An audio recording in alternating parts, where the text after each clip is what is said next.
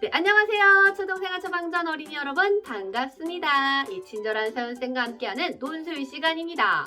오늘도요, 우리 친구들의 생각을 키워줄 수 있는 주제를 준비를 했는데요. 바로 고기 없는 급식에 대한 이야기입니다.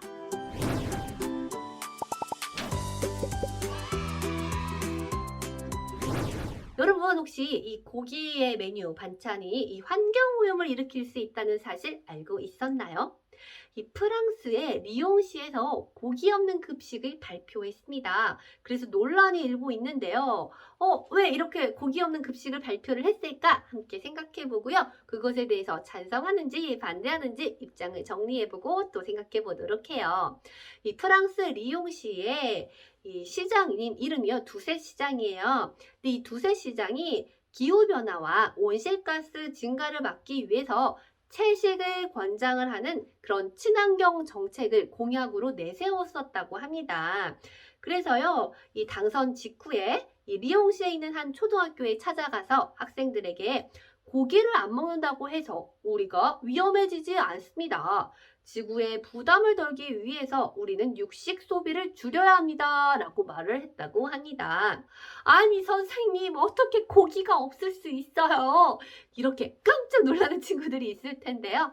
이 고기 없는 급식에 대해서 찬성하는 거, 반대하는 거 들어보면서 입장을 정해보도록 해요. 이 선생님이 글을 또 써봤습니다. 이 고기 없는 급식에 대해서 저는 찬성합니다. 한번 읽어볼게요. 이 세계 곳곳에서는 온실가스의 배출을 줄이기 위해 고기 없는 급식을 실시하고 있다. 우리나라 역시 인천과 울산에서 탄소 중립 중점학교, 채식 선택 중점학교 등으로 선정된 학교는 고기 없는 급식을 실시하고 있다. 대부분의 사람들은 고기를 이용한 요리를 좋아한다. 학교에서 고기 메뉴가 무엇인지 찾아보는 나지만 고기 없는 급식이라는 것에 찬성한다. 그 이유는 다음과 같다. 자, 여기에서 제일 처음에는 또 이게 사회적인 어떤 이슈로 시작을 했습니다. 인천과 울산에서도 그리고 다른 나라에서도 실시하고 있다라고 시작을 했어요. 그리고 이제 본론에서는 이 고기 없는 급식에 대해서 찬성을 하는 거니까요. 이 찬반 토론형, 이 내가 찬성하는 그 이유에 대해서 세 가지를 쓰는 거예요. 첫째, 가축을 키울 때 배출되는 온실가스. 지구 대기를 오염시켜 온실 효과를 일으키는 가스를 줄이기 위해 채식을 해야 한다. 자, 우리가요, 돼지고기를 먹고 소고기를 먹고 이렇게 하잖아요. 근데 이런 가축들을 키울 때요, 온실가스들이 나옵니다. 일단 가축들이 뀌는 그런 방귀 안에도요, 가스가 굉장히 많이 들어있다고 하고요. 한번 또 계속 읽어볼게요. 영국 옥스퍼드 대학교 연구팀은 4인 가족이 일주일에 하루만이라도 고기와 치즈를 제외한 채식 식단을 실천하면 5주 동안 자동차를 운전하지 않는 것과 같은 양의 온실가스 감축을 이뤄낼 수 있다고 말했다. 또 일주일에 하루만 소고기를 먹지 않는다면 3개월 동안 자동차를 이용하지 않는 것과 같은 효과를 볼 수 있다고 한다. 근거를 쓰는 방법 어떤 걸 사용했나요? 그래요. 자료를 가져오고 숫자를 가져오는 방법을 썼죠. 소를 사육하려면 풀밭이 필요하고 풀밭 조성을 위해 대규모의 열대우림이 사라진다. 무엇보다 소가 풀을 소화하는 과정에서 방귀나 트림으로 배출되는 메탄도 문제다. 메탄은 이산화탄소보다 23배 이상 강력한 온실가스로 알려져 있는데 인간에게는 자동차가 발생시키는 이산화탄소보다 86배나 해롭다고 한다. 아니 선생님, 세상에 소가 뀌는 방귀나 트름이 이렇게까지 온실가스였다니 몰랐어요 하는 친구들 있을 거예요. 여기도 숫자, 수치를 넣어서 이 설득을 시키고 있습니다. 둘째, 고기는 다양한 병을 유발한다. 고기 소비를 줄이면 암, 심장병, 뇌졸중으로 인한 피해를 줄일 수 있다고 한다. 고기를 먹자는 것이 아니라 적당하게 먹고 달걀이나 생선을 단백질을 섭취할 수 있다는 것이다. 오히려 고기 없는 급식이 건강한 식단이 될 수 있다. 셋째, 동물들의 고통을 줄일 수 있다. 목초지 확장으로 인해 종 다양성이 감소하고 있으며 동식물의 멸종 위기가 심각해지고 있다. 또한 공장식 축산업에서 농장 동물들이 고통을 겪고 있다.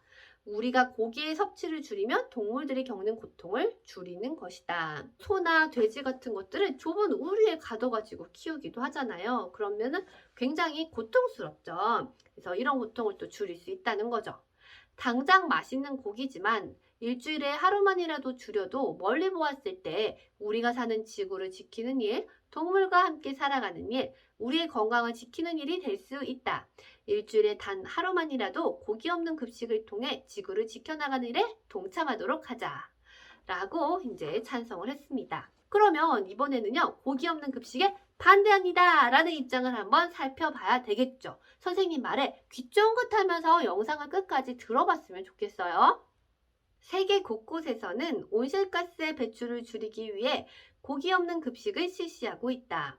우리나라 역시 인천과 울산에서 탄소 중립 중점학교, 제식 선택 중점학교 등으로 선정된 학교는 고기 없는 급식을 실시하고 있다. 이런 흐름 속에서 나는 고기 없는 급식을 굳이 해야 하나 하는 생각이 든다. 그 이유는 다음과 같다 하고요. 앞에도 사회적인 이슈로 시작을 했는데요. 나는 그래도 반대한다. 반대 입장을 골라가지고 서론을 시작했습니다. 그럼 왜 반대하는지 그 이유를 살펴보도록 하겠습니다. 첫째, 아이들이 잘 자라기 위해서는 고기가 필요하다. 성장기 학생들이 균형적인 식사를 위해 고기 섭취가 필요하다. 고기 없는 급식을 군대나 회사에서 실시할 수도 있는데 왜 성장기 학생들이 있는 학교에서 해야 하나 생각이 든다. 네, 한참 커가는 어린이들, 성장기 학생들에게는 고기가 꼭 필요하다라고 말을 하고 있습니다. 둘째, 많은 어린 아이들이 학교에서만 고기를 먹을 때도 있다. 인간으로서 배움에 대한 권리를 지키기 위해 학교 급식 제도가 생겼다. 옛날에는 고기 반찬을 못 사가서 꽁보리밥에 김만 겨우 도시락으로 가져갔다는 할아버지의 말씀을 들은 적이 있다. 실제로 고기 반찬이 부담스러운 가정들이 있다. 그나마 학교에 와서 먹는 몇 점의 고기가 어떤 학생들에게는 학교에 오는 이유가 될 수 있는 것이다. 셋째, 다른 방법으로 온실가스를 줄이기 위한 노력을 하는 방법을 실천할 수 있다. 온실가스를 줄이기 위해 실천할 수 있는 다양한 방법들이 있다.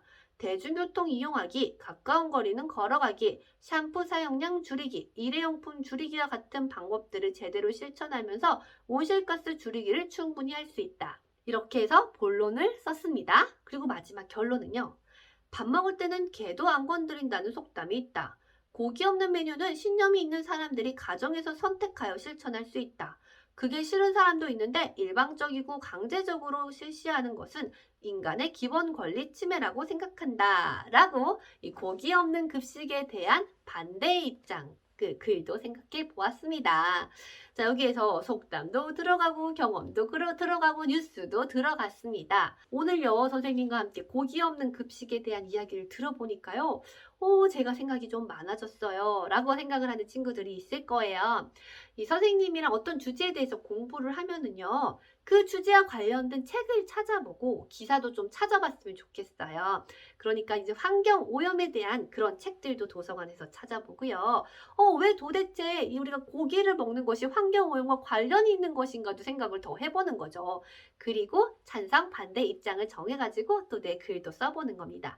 논술은요, 이렇게 나만의 생각으로 다 쓸 수는 없어요. 일기는 나만의 생각으로 다 쓰는 거지만 논술은 내가 자료를 찾아보고 조사하면서 쓰는 글이에요. 알겠죠? 자, 오늘도 열심히 했습니다. 우리 친구들이 선생님과 공부하면서 생각이 한 뼘 더 커졌기를 바라면서 다음 시간에 또 찾아보도록 하겠습니다. 네, 우리 친구들 다음 시간 논술에서 또 만나요. 안녕!